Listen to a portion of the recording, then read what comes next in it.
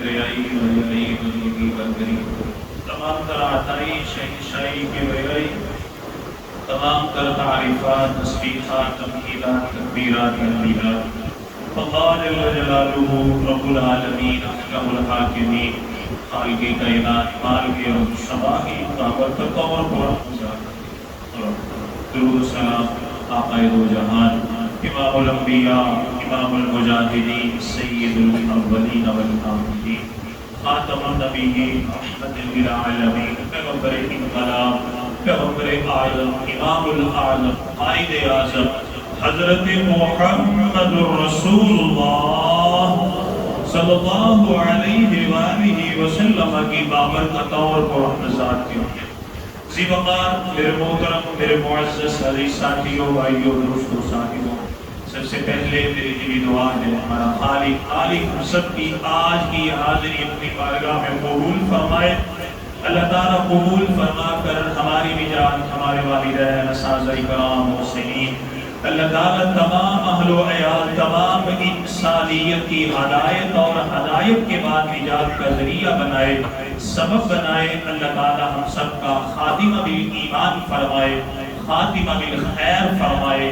آمین ثم آمین آج 11 اگست ہے تقریباً اور چند دنوں کے بعد 14 اگست آئے گی یہ وہ تاریخ ہے کہ جب اللہ سبحانہ و تعالی نے ہندوستان میں جو مسلمان ظلم میں اور ہندوؤں کی زیادتی کا ظلم کا نشانہ تھے اللہ تعالیٰ نے ایک عظیم تحریک کے ذریعے ان کو پاکستان جیسی عظیم نعمت عطا فرمائی مقصد کیا تھا کہ پاکستان بنے گا وہاں پر قرآن کا لا الہ الا اللہ کا نفاذ کیا جائے گا ہندوستان میں مسلمانوں کو مذہبی اعتبار سے بڑی پریشانی تھی اذان پڑھنے میں اذان کہنے میں نماز پڑھنے میں اور پھر سرعام کھلے عام مساجد میں آنے جانے میں بڑی پریشانی اور مشکلات تھیں یہاں تک کہ مسلمانوں کو اچھوت سمجھا جاتا تھا سب سے گھٹیا اور کم تر مسلمانوں کو سمجھا جاتا تھا اگر کسی برتن کو کوئی مسلمان ہاتھ لگا لیتا کوئی ہندو اس برتن کو استعمال نہ کرتا مسلمان کا بچا ہوا وہ پانی نہ پیتے جس جگہ پر مسلمان رہتے اس جگہ کو منحوس سمجھا جاتا پھر قائد اعظم محمد علی جناح اللہ تعالیٰ نے ان سے کام لیا علامہ اقبال نے تصور پیش کیا مسلمانوں نے جانیں قربان کی بہنوں بیٹیوں نے اپنی عزت کو قربان کر دیا بچوں نے اپنے بچپنے کو قربان کر دیا پھر کہیں جا کے ہمیں یہ پیارا ملک پاکستان اللہ تعالیٰ نے عطا فرمایا بڑی قربانیاں ہیں دعا کیجئے جس مقصد کے لیے یہ ملک پاکستان بنایا گیا قربانیاں دی گئی اللہ تعالیٰ وہ مقصد ہمیں پورا کرنے اور اس میں اپنا کردار ادا کرنے کی توفیق عطا فرمائے آمین یہ ملک اس لیے نہیں بنا تھا کہ باجے منہ میں لے کر کے بازاروں میں لوگوں کو پریشان کیا جائے وہ علم وہ جھنڈا جو قوموں کی عزت کا نشان ہوتا ہے اس کا لباس بنا کر کے بازاروں میں نکلا جائے یہ ملک اس لیے نہیں بنا تھا یہ ملی نغمے یہ ملی ترانے اپنی گاڑیوں پر لگائے جائیں سکول میں کالجز میں فنکشن کیے جائیں اور وہاں پر چھوٹے چھوٹے بچوں کو بچیوں کو نچایا جائے اور پھر دماغ ڈالی جائے اس ملک یہ اس لیے نہیں بنا تھا کہ 14 اگست کو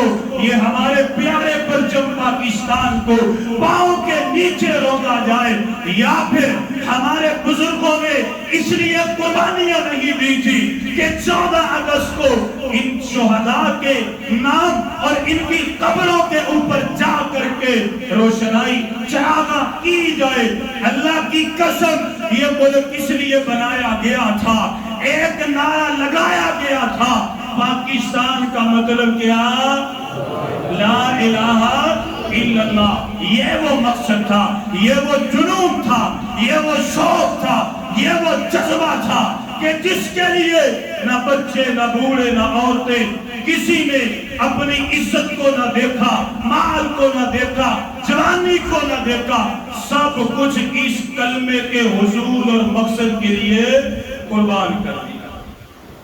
اب ملک تو مل گیا، کرنا کیا تھا؟ کیا کرنا تھا؟ کیا زمینوں کے بٹوارے کرنے تھے؟ کرنا کیا تھا؟ کیا مسجدیں علیحدہ علیحدہ بنانی تھی؟ کرنا کیا تھا؟ کیا یہاں پر برادرزم کو سامنے رکھ کر مسلمانوں کو گاجر مولی کی طرح کاٹنا تھا؟ نا نا نا نا، یہ ملک بنا کیوں بنا؟ لا الہ الا اللہ کے لیے۔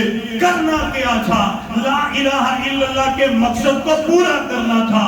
آئے قرآن کی طرف، میں چند باتیں قرآن اور صحیح حدیث کی روشنی میں آپ کے سامنے رکھتا ہوں۔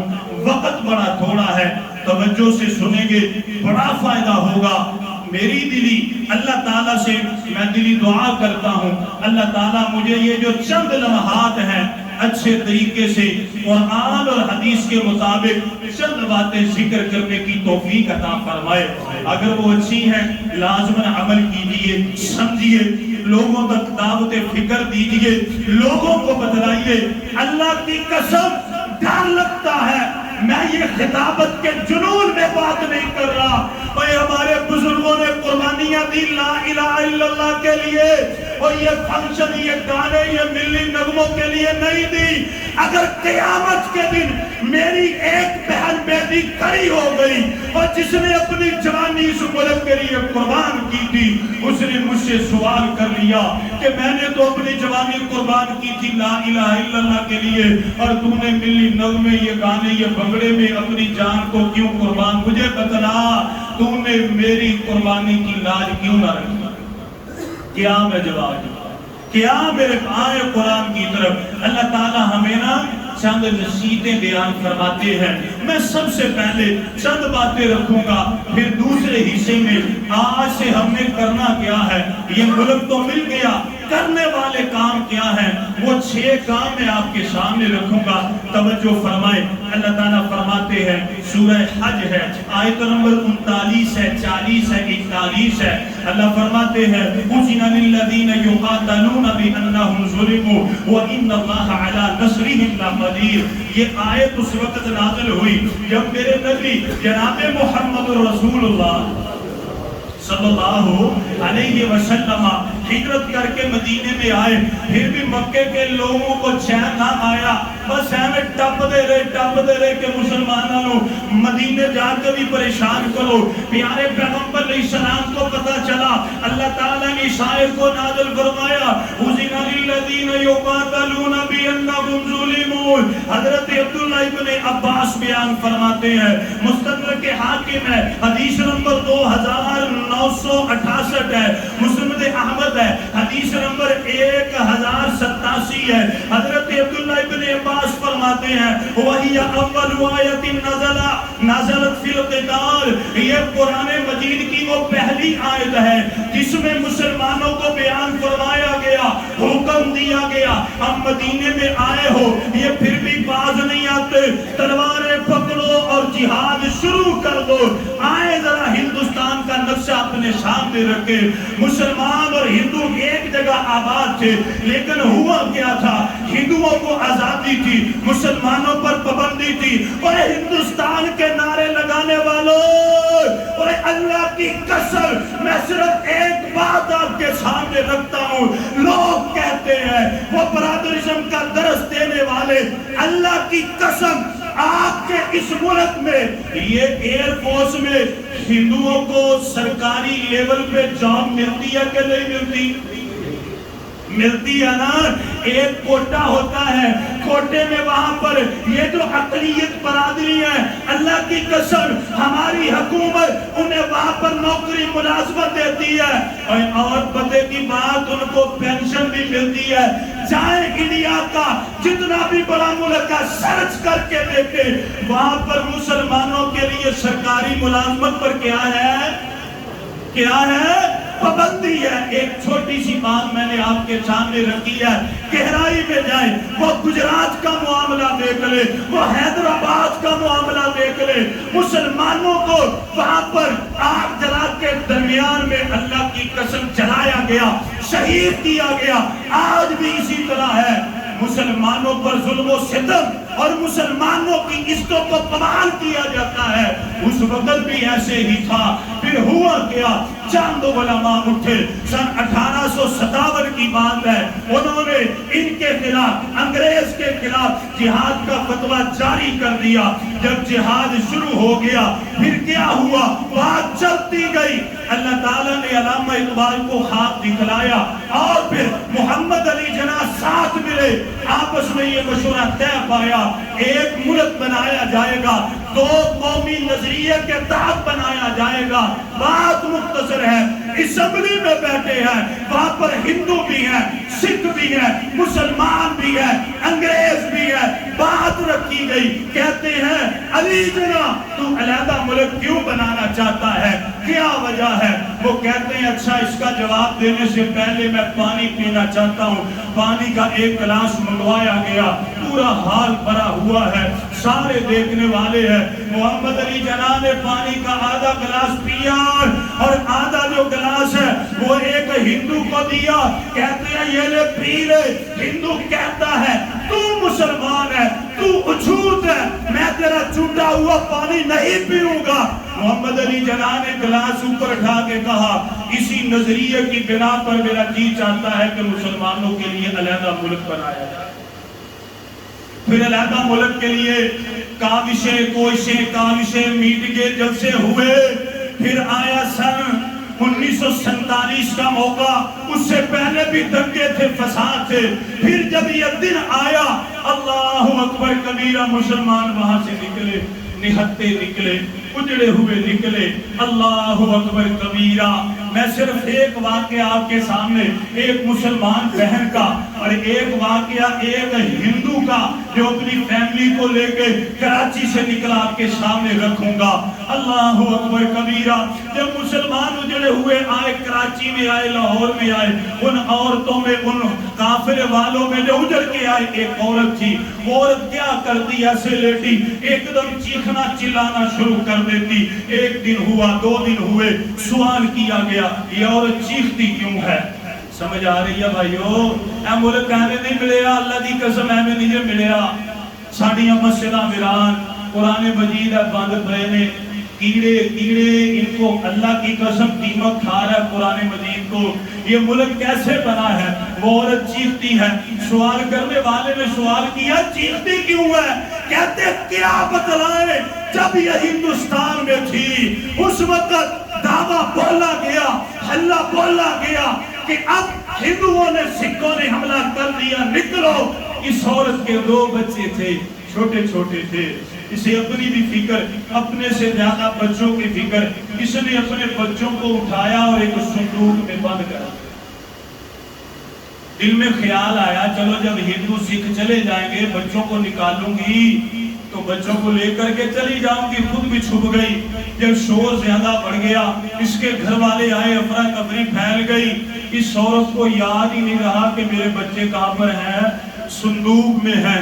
اس عورت نے اپنے ماں باپ کو ساتھ لیا, آگے نکل گئی.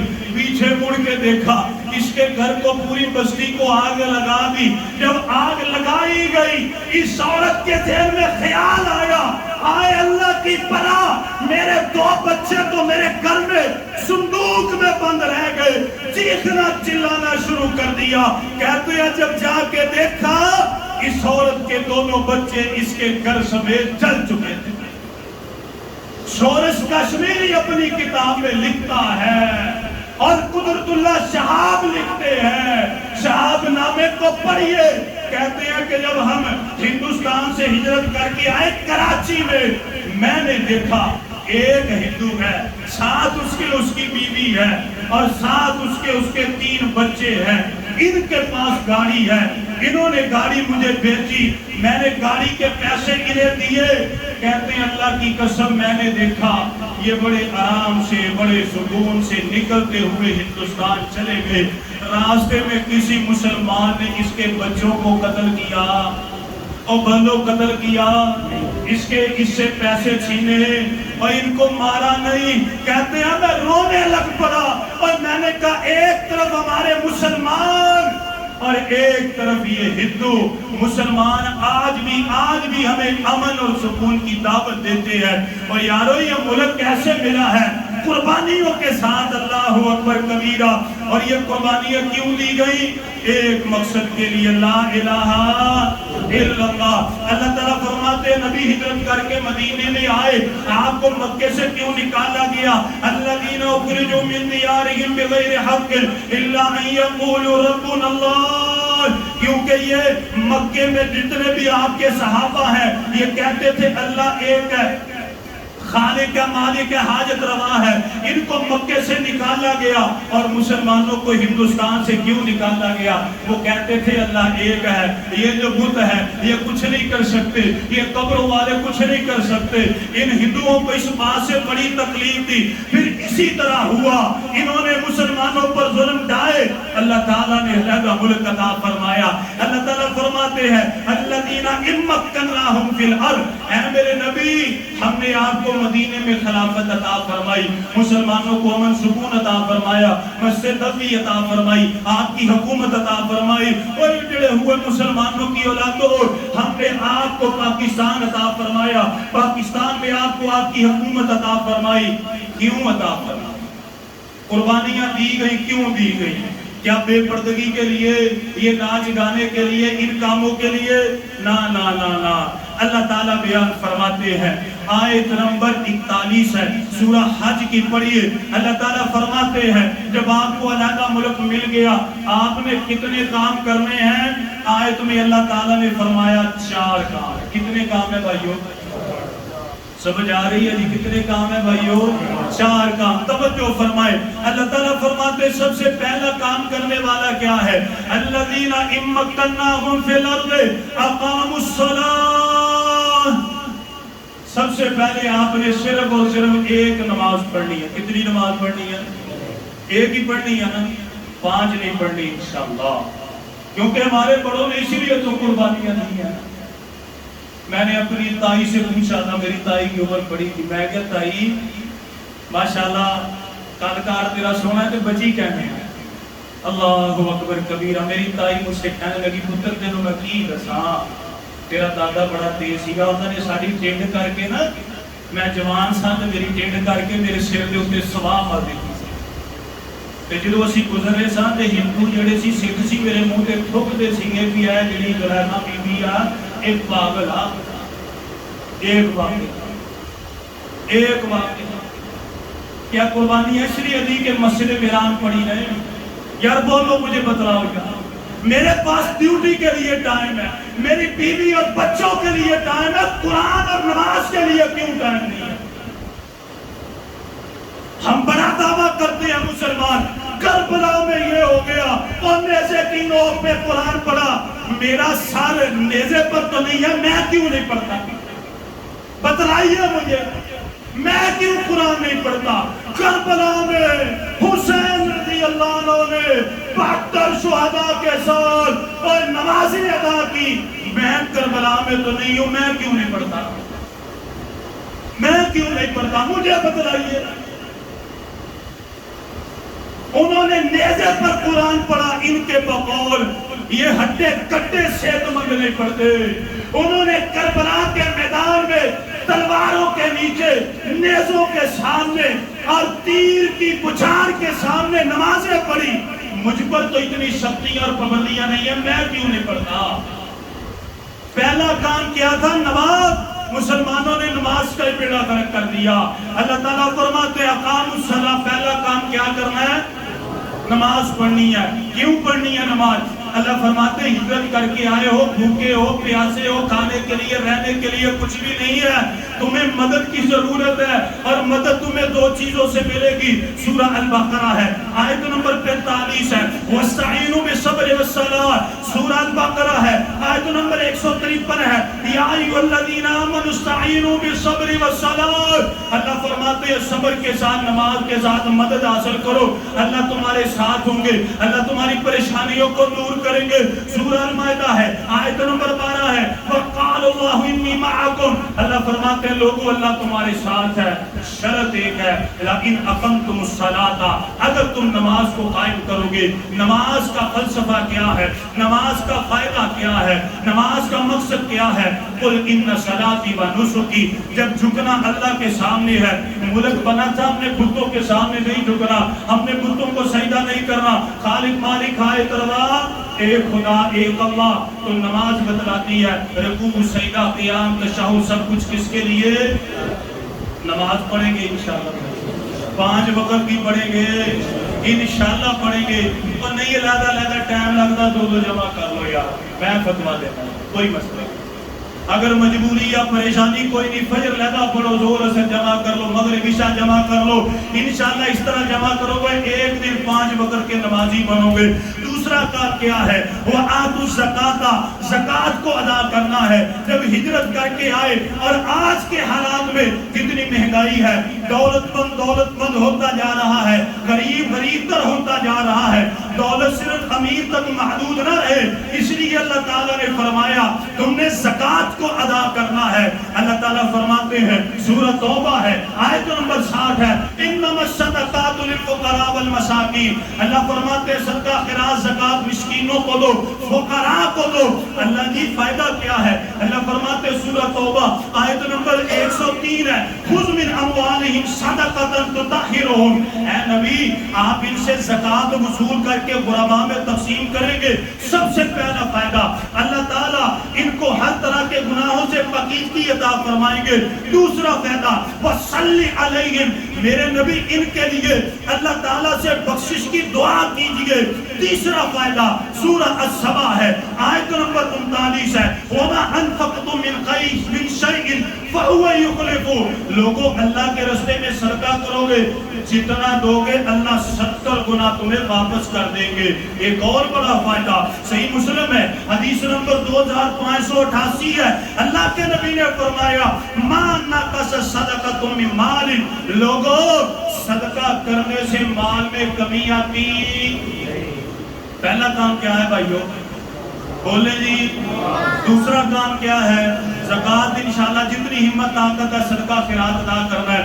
تیسرا کام کیا ہے؟ وَأَمَرُوا بِالْمَعْرُوفِ, نیکی کا حکم دینا ہے. خصوصاً یہ جو 14 اگست کے ایام ہے, بڑی مسلمان فضول خرچی کرتے پھرتے ہیں. ہم نے انشاءاللہ یہ گانے, ہاں میں یہ کہتا ہوں چھوٹے چھوٹے بچے ہیں ان کی خوشیوں کو کمال نہ کریں, لیکن ہاں یہ گانا بجانا, یہ ناچنا, یہ جو ملی نغمے اس کے اوپر اللہ معافی دے, یہ سارے کام اسلام ہمیں اس کی اجازت دیتا, اسلام اجازت نہیں دیتا. ہاں اسکول میں کوئی فنکشن ہے بچے جائیں, لیکن وہاں پر گانا اور ناچنا اس کی کبھی اپنے بچوں کو بچیوں کو اجازت نہ دے. اے خدا را ابھی سے بچوں کی اچھی تربیت کریں گے, بڑے ہو کے انشاءاللہ انہیں سیدہ فاطمہ کا بھی پتہ چلے گا, سیدہ عائشہ کا بھی پتہ چلے گا, اور بچوں کو حضرت علی کا بھی پتہ چلے گا, اور اہل بیت کا بھی پتہ چلے گا انشاءاللہ. پہلا کام نماز, دوسرا کام زکوٰۃ, تیسرا کام نیکی کا حکم. سورہ آل عمران ہے, آیت نمبر 110 ہے. اللہ فرماتے کنتم خیر امت, اللہ فرماتے تم بہترین امت ہو, اچھی امت ہو, اعلیٰ امت ہو. یا اللہ وہ کیوں؟ اللہ فرماتے اخرجت للناس تأمرون بالمعروف, کیونکہ تم لوگوں کو نیکی کا حکم دیتے ہو. اور یقین کیجئے لوگوں کو نیکی کی دعوت دینا عذاب الہی سے بچانے والا عمل ہے. اللہ تعالیٰ فرماتے ہیں سورہ ہود علیہ السلام ہے, آیت نمبر 117 ہے. اللہ فرماتے وَمَا كَانَ رَبُّكَ لیہلک القری بظلم واہلھا مصلحون، اللہ ایسی بستیوں پر کبھی عذاب نازل نہیں کرتے جن بستیوں میں ایسے اچھے لوگ موجود ہوں کہ جو لوگوں کی اصلاح کرنے والے ہوں۔ آپ نے لوگوں کو نیکی کی دعوت دینی ہے، اللہ رزق کی پریشانیوں سے، اولاد کی پریشانیوں سے، جسم اور روحانی پریشانیوں سے انشاءاللہ اللہ تعالیٰ آپ کی حفاظت فرمائیں گے۔ آئے ذرا چوتھا کام کرنے والا، وَنَهَوْا عَنِ الْمُنْكَرِ۔ یہ ملک بنا تھا کس لیے کہ ہم نے ہندوؤں سے اپنی جان، ان کے کلچر سے، ان کی سوسائٹی سے، ان کے رہن سہن کے جو برے طریقے ہیں ہم کو وہ پسند نہ تھے، کہیں ہماری اولاد بھی جسمانی طور کے اوپر تو نام عبداللہ عبد الرحمن رکھ دیا جائے، اندرونی طور پر یہ ہندو ہی رہے۔ ان چیزوں سے ڈرتے ہوئے علیحدہ ملک بنایا تھا۔ وَنَهَوْا عَنِ الْمُنْكَرِ، لوگوں کو برائی سے روکنا ہے، لوگوں کو ہم نے کہنا ہے یار یہ ہندوانہ رسم ہے، اس سے بچو، اس سے اللہ اور اس کے رسول کی مخالفت ہوتی ہے، یہ نہ کرو۔ یعنی ہم نے نیکی کی دعوت بھی دینی اور لوگوں کو گناہوں سے بھی۔ روح کی غذا کیا ہے؟ روح کی غذا کیا ہے؟ اللہ کا ذکر۔ اللہ کے ذکر سے دلوں کو سکون ملتا ہے۔ کون کہتا ہے؟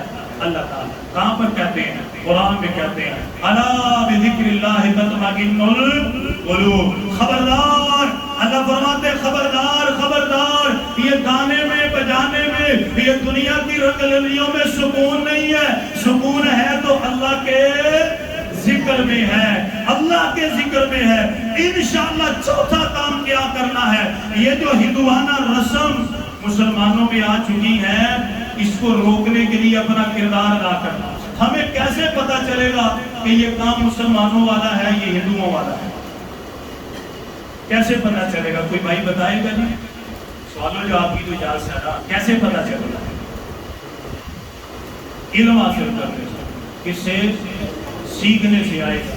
یہ نہیں کہ ماشاءاللہ سے کوئی آلہ ملے گا یا ہمارے ساتھی ہیں وہ کہیں کہ جی فلاں جگہ پر نا ایک کمپیوٹر ہے، وہاں پر ایک ایسی سکینر مشین ہے، وہاں پر آپ کو پتہ چل جائے گا یہ ہندوانہ رسم ہے۔ نہیں، آپ کو کس طرح پتہ چلے گا؟ سیکھنے سے۔ اور سیکھنے کے لیے کیا کرنا پڑتا ہے؟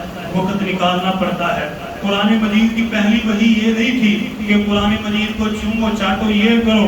قرآن مجید کی پہلی وحی نماز، روزہ، زکوٰۃ نہیں تھی۔ قرآن مجید کی پہلی وحی والدین کی فرما برداری نہیں تھی، سنت نوافل فرائض نہیں تھی۔ قرآن مجید کی پہلی وحی جو اللہ کے نبی پر پہلی وحی آئی، پہلے قرآن کے حصے کا نزول ہوا، وہ پہلی وحی کیا تھی؟ اقرا، پڑھیے نبی پڑھیے، تو علم آئے گا پڑھنے کے ساتھ۔ مسلمان اور ہندو میں فرق کیا ہے؟ کافر اور مسلم میں فرق کیا ہے؟ یہ فرق کا پتہ کیسے چلے گا؟ علم حاصل کرنے کے۔ تو سیکھیں گے انشاءاللہ، علم سیکھیں گے انشاءاللہ۔ ہم موجود ہوتے ہیں، جب آپ آئیں ہمارے پاس آئیں گے انشاءاللہ ہم آپ کے لیے اسی وقت نکالیں گے، ٹائم نکالیں گے۔ پانچویں چیز کیا ہے میرے بھائیوں کہ جس مقصد کے لیے ملک بنا ہے اس مقصد کے لیے اپنا کردار ادا کرنا ہے۔ یہ ملک بنا تھا لا الہ، انشاءاللہ ہم نے شرک نہیں کرنا، انشاءاللہ ہم نے صرف اللہ کو پکارنا ہے، اللہ سے مدد مانگنی ہے۔ لا الہ الا اللہ کا معنی یہ ہے کہ معبود برحق اللہ کے سوا کوئی اور ہے ہی نہیں۔ خالق مالک خالق روا مشکل کشا بگڑی بنانے والا دستگیر ہے، غوث ہے اور غوث اعظم ہے، غریب نواز ہے، صرف اور صرف اللہ سبحانہ و تعالی ہے۔ میں آپ کو لطف کی بات بتاتا ہوں، اللہ تعالی ہمیں بھی نیک بنائے اور جو ہمارے بڑے بڑے بڑے ہیں اللہ انہیں بھی نیک بنائے، نیک دل حکمران عطا فرمائے۔ مجھے ابھی بھی یاد ہے میں نے وہ بات پڑھی تھی، علامہ اقبال اور قائد اعظم محمد علی جناح کا وہ واقعہ۔ محمد علی جناح اپنے کمرے میں بیٹھے ہیں، جب یہ علیحدہ ملک بن گیا سب لوگ آئے، وہ کہنے لگے، ہاتھ میں پیپر پکڑے ہیں، ہاتھ میں قلم ہے، کہتے کیا ہے؟ محمد علی جناح قائد اعظم، علیحدہ اللہ تعالیٰ نے ملک عطا کر دیا، اب ہمیں بتلائیے کون سا لا، کون سا قانون ہے جو پاکستان میں نافذ کرنا ہے؟ اللہ کی قسم قائد اعظم محمد علی جناح نے کہا تھا، انہوں نے کہا ٹھہرو، وہ ٹھہرے، گئے، جا کر کے قرآن ان کے ہاتھ میں پکڑا دیا، کہتے مجھے اللہ کی قسم ہے میں نے پاکستان کے لیے محنت کی، کوشش کی، لوگوں نے قربانیاں دی، صرف اپنی ذات کے لفاظ کے لیے نہیں بلکہ کس کے لفاظ کے لیے؟ قرآن کے لفاظ کے لیے۔ تو ہم نے انشاءاللہ اس لفاظ کے لیے محنت کرنی ہے۔ محنت کس طرح ہوگی؟ سب سے پہلے اپنے وجود کے اوپر، اپنی بیوی پر، اپنے بچوں پر، بعد میں سب سے پہلے اپنے اوپر، سب سے پہلے اپنے اوپر۔ انشاءاللہ ہم نے نماز پڑھنی ہے 5 وقت۔ جب میں پڑھوں گا نا تو میری بیوی کو پتہ چلے گا، وہ بھی پڑھے گی۔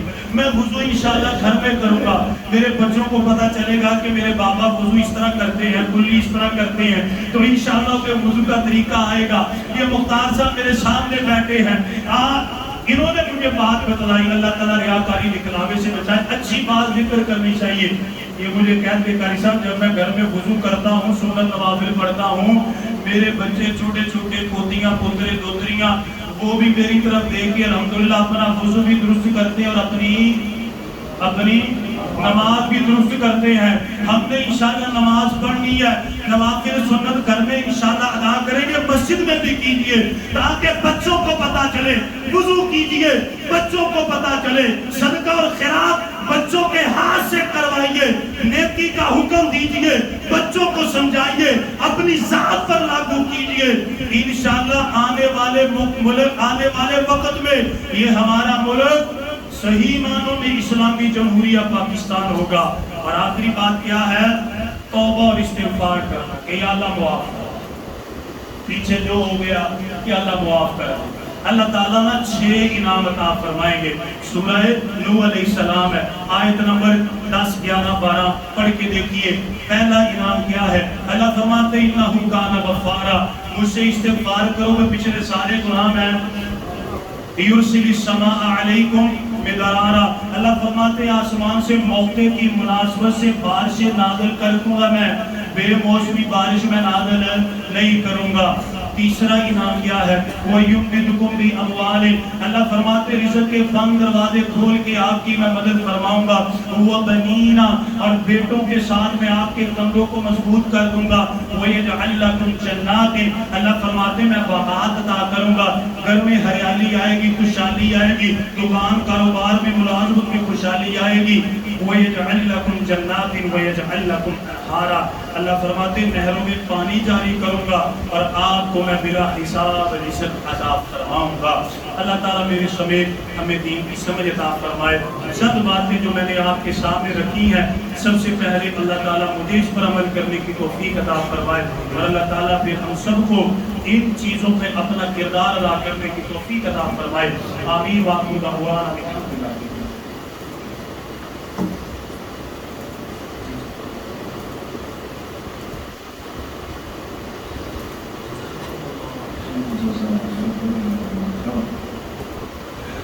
الحمد لله رب العالمين، إن الحمد لله نحمده ونستعينه ونستغفره ونعوذ بالله من شرور أنفسنا ومن سيئات أعمالنا، من يهده الله فلا مضل له ومن يضلل فلا هادي له۔ میرے محترم بھائیو، آج کے خطبہ میں ہم نے جشن آزادی کیسے منائی اس کے بارے میں ہم نے سنا ہے، جو ہمارے بڑے بزرگوں نے قربانیاں دی، مقصد اس کے بارے میں کیوں قربانیاں دی؟ صرف ایک مقصد تھا، پاکستان کا مطلب کیا؟ لا الہ الا اللہ۔ پھر 6 کام میں نے بتائے کہ سب سے پہلے ملک کو اللہ نے عطا فرمایا، جشن منائیں کہ الحمدللہ 5 وقت کی نماز کو شروع کریں گے انشاءاللہ، زکوٰۃ کو ادا کرنا ہے، نیکی کا حکم دینا ہے، برائی سے روکنا ہے، اور جس مقصد کے لیے ملک بنا ہے اس مقصد کے لیے اپنا کردار بھی ادا کرنا ہے، اور آخر میں اللہ تعالیٰ سے استغفار کرنا ہے کہ یا اللہ ہمیں معاف فرما اور حال اور مستقبل کی ہماری اصلاح فرما، آمین۔ آئندہ جو جمعہ آئے گا، جو ہمارا ایک سلسلہ چلا تھا، تو انشاءاللہ آئندہ جمعے میں ہم سنیں گے کہ نوجوانوں کی دینی تربیت میں اسوہ رسول جناب محمد رسول اللہ صلی اللہ علیہ وسلم کیا ہے، ان تفصیل سنیں گے۔ تمام میرے بھائی جلدی آنے کی کوشش کیجئے۔ دعائے کافیت ہے، فیصل بھائی ان کے والد صاحب کافی علیل ہیں، دعا کریں اللہ تعالیٰ بزرگوں کو صحت عطا فرمائے، تندرستی عطا فرمائے۔ اسی طرح ہمارے بڑے محترم بھائی ہیں، ان کی عزیزہ کافی علیل بیمار ہے، دعا کریں اللہ تعالی ہماری اس بہن کو، بیٹی کو شفاء کاملہ عاجل عطا فرمائے، صحت عطا فرمائے۔ اسی طرح حکیم یوسف صاحب ہیں اور ان کے علاوہ دیگر ساتھی ہیں جن کا جو کوئی بھی عزیز بیمار ہے، اللہ تعالیٰ تمام کو شفاء کاملہ عاجلہ عطا فرمائے، تمام کے اوپر اللہ رحم و کرم نازل فرمائے، آمین۔ اسی طرح ہمارے دو ساتھی ہیں، انہوں نے ایک کاروبار شروع کیا ہے، دعا کریں اللہ ان کے کاروبار میں مزید عزت عطا فرمائے، برکت عطا فرمائے، خیر کے ذریعے اللہ تعالیٰ ان کی مدد اور معاونت نازل فرمائے۔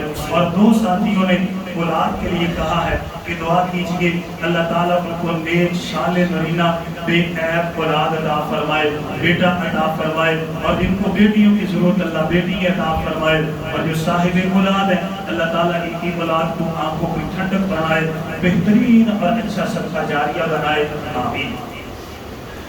اللهم صل على محمد وعلى آل محمد كما صليت على إبراهيم وعلى آل إبراهيم إنك حميد مجيد اللهم بارك على محمد وعلى آل محمد كما باركت على إبراهيم وعلى آل إبراهيم إنك حميد مجيد اللهم ربنا آتنا في الدنيا حسنة وفي الآخرة حسنة وقنا عذاب النار اللهم رب ارحمهما كما ربيانا صغيرا سبحان ربك رب العزة عما يصفون وسلام على المرسلين والحمد لله رب العالمين